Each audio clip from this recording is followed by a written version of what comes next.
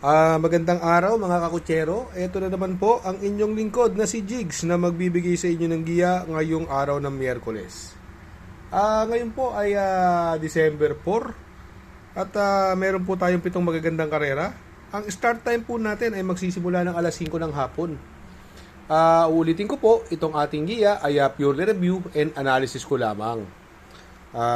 Umpisa na po natin mga kakutsero.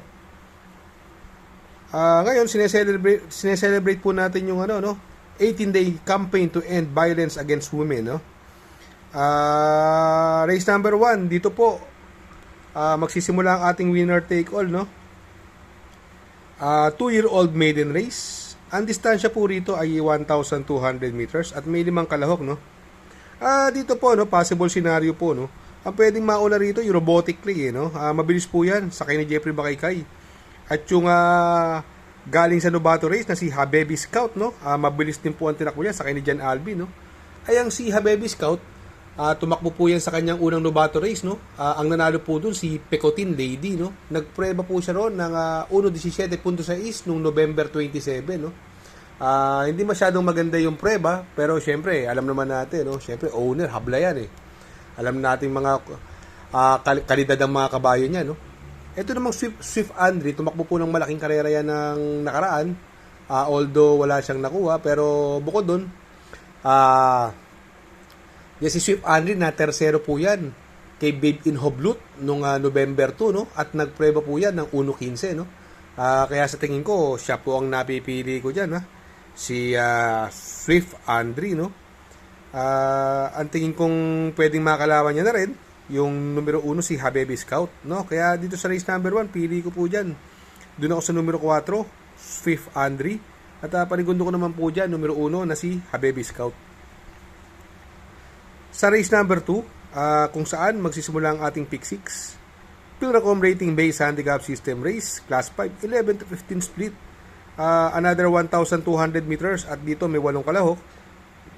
Dito sa karerang ito, no? Pwede magdala ng unahan dyan, yung My Boy Lollipop, no?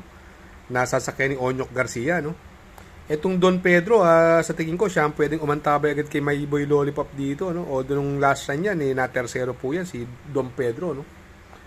Na-tersero po yan kila Limon Sudan Pulse, no?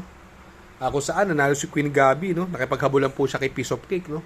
Dito, may mabilis na naman, no? Pwede niyang makalutsahan si My Boy Lollipop. Kung sakaling ganun po ang mangyari at nandiyan pa po yung windstorm na mabilis din, si Rocking Bell po, no? Sakay ni GL Ciego, pwede pong makaantabay sa kanila. Siya po yung pinakamalapit na aalis. Kaya sa tingin ko, siya ang napupusuan ko dyan, si Rocking Bell, no? Syempre, sasama pa rin natin si Don Pedro, no? Dahil medyo mabigat naman yung piece of cake na hinabol niya nakaraan, eh. Ang magandang dehado po dyan, no? Ito, bumaba ng system rating group, no? Si Potential, no? From RC Baldonido, binigay na po kay JT Pabilik, no? Magandang dehado po yan, ha? Kaya dito sa race number 2, magtatatlo po ako dito. Doon ako sa numero 5, Rocking Bell. Panigundo ko, numero 7, Don Pedro. At isasama ko, magandang dehado po ito, numero 3, Potential. Sa race number 3, kung saan magsisimula po ang pick 5, Pilracom Rating Base Handicap System Race, Class 4, 16 to 21 split. Ito, another 1,200 meter distance at may 8 kalahok. Dito po sa karerang ito, no? Ito, napakababa naman po sa laban nito, no? Numero 5 Calendar Girl, no? Parang grade 1 na grade 1 po ito, no? Nasakay ni Conrad Denso, no? Ang huling laban po niya, no? Nang huling laban po niya, tinalo po siya ni Service Deluxe, no? Itong Calendar Girl, no? Dito, wala nang paligoy-ligoy pa, no? Sosoloin ko na po yan, numero 5, Calendar Girl. Sa race number 4, kung saan magsisimula ang pick 4, Pilracom Rating Base Handicap System Race, Class 5, 6 to 10 split, at another 1,200 meter distance, at dito may 8 kalahok po, no? Sa karera pong ito, etong tingin kong horse to beat dito, no? Yung numero 2 na si Doña Chichay, no? Nasakay ni Lester, no? Maganda na po tinakbo nakaraan yan. Si Doña Chichay, no? Natalo po yan, nasugundo lang po yan, via photo finish kay Flywheel, no? Siya po ang bandera doon eh. Tapos kinuha ni Flywheel, sila pang dalawang habulan doon sa karerang yun, no? Pero sila pa rin ang dumating. Sa karerang yun, silang dalawa pa rin ang dumating ni Flywheel at Doña Chichay, no? Nagprueba po siya ron ng 1.28.6 noong November 23. Kaya po para sa akin eh, sosolohin ko na rin po yan. Numero 2, Doña Chichay. Sa race number 5, Pilracom Rating Based Handicap System Race, Class 5, 6 to 10 split, no? Distance is 1,200 meters at dito may another 8 kalahok, no? Sa karerang ito, no? Mapapansin natin na parang ang baba rin po sa laban nito. Numero 2, Sound of Silence, no? Sakay ni Onyok, no? Sa tingin ko, itong horse to beat dito, no? At makikita natin yung nagbabalik dito, no? Ito, magaling na kabayo, eh. Numero 6 na si Spring Party, no? Itong si Spring Party, eh, may buti po yung kabayong yan, ha? At may preba rin po yan sa 1,200 meters nung year 2023 ng 1.13, no? Yung Spring Party, magaling na kabayo po yan. Sa tingin ko, 2-horse race yan po yan. It's between Sound of Silence and Spring Party. Kaya dito sa race number 5, eh, magdadalawa po ako dito. Doon po ako sa numero 2 na si Sound of Silence. At ang paligundo ko po dyan, yung nagbabalik, numero 6, Spring Party. Sa race number 6 sa penultimate race, Pilracom Rating Based Handicap System Race, Class 5, 5 placer, 1,200 meters is the journey. At dito may 8 kalahok, no? Anybody's race po ito, mga kakotsero, no? Dito, pwede kayong magmarami sa karerang ito, ha? Mga may panalo, sa tingin ko dyan, yung Solution, Black Diamond, Sky Plus, Unafraid, G's Favorite. Sa tingin ko, hindi nalulusot sa 5 yan yung mananalo dyan, no? Pero syempre, mamimili po tayo dyan, no? Kasi pwede magdala ng unahan dyan, yung Sky Plus, no? Wala ako nakikita ibang mabilis dito bukod kay Black Diamond. Tingin ko naman kayang-kaya ni Sky Plus yung area niya, no? Etong si Sky Plus po, ang magandang tinakbo niya, no? Na-tercero po yan kay Windstorm nung November 2. Nagpreba po yan ng 1.31.6, no? Dikit-dikit lang sila ron nila Windstorm, no? Kung mauuna to dito, pwede makabuo ng area, pwede makatapos ng karera, no?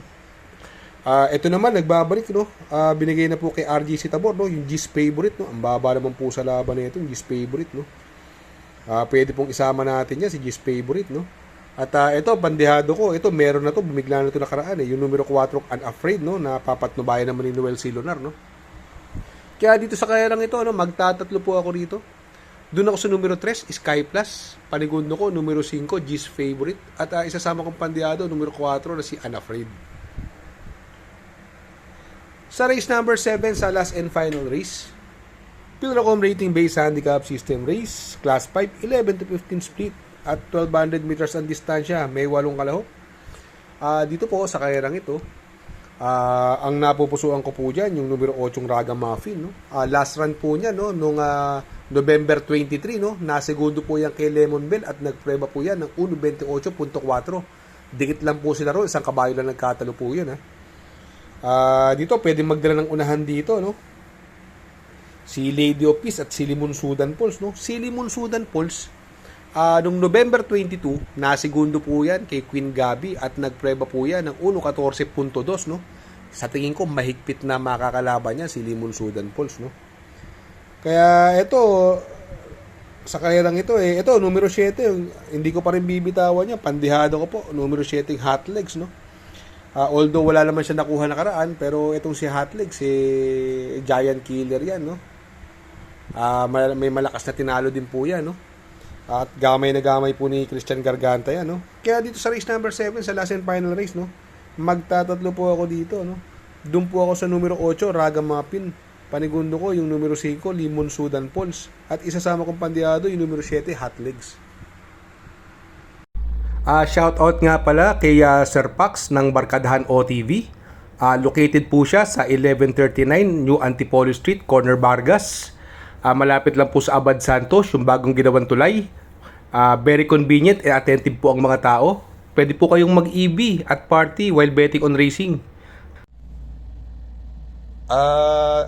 Shout out, mega shout out sa ating mga tropa dyan sa Barkadahan OTV. Ang address po niyan 1139 New Antipolo Street, Corner Vargas.